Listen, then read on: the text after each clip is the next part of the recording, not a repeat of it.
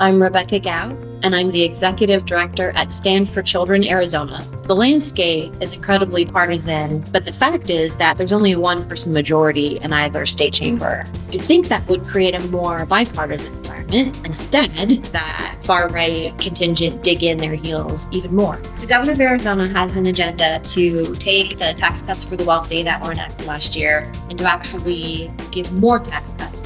So our main thrust this year is to ensure that our $5.3 billion budget surplus gets prioritized for education rather than tax cuts for the wealthy.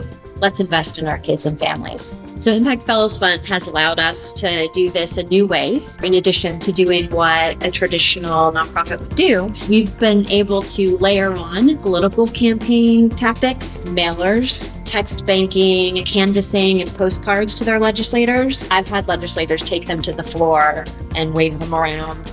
It's been a game changer in elevating our sophistication, and it's being heard, which is great. The dynamic between a C3 and a C4, I think, is really important. There's just this perception about C3s have to be apolitical. When you're able to layer, gosh, please do the right thing, into, oh, and by the way, there's an election in November. That has made a big difference. Maybe I kind of want them to be a little afraid of the education community. Additional C4 investments could go a long way to changing the landscape. Or one member away from shared leadership, 2 members away from a majority that supports education. The funding was tremendously helpful. But what has been a really pleasant surprise has been the learning community. It has created an additional sense that I am doing the right thing, and we have to use the tactics that all the other people are using in that political space, or we're just going to get lost.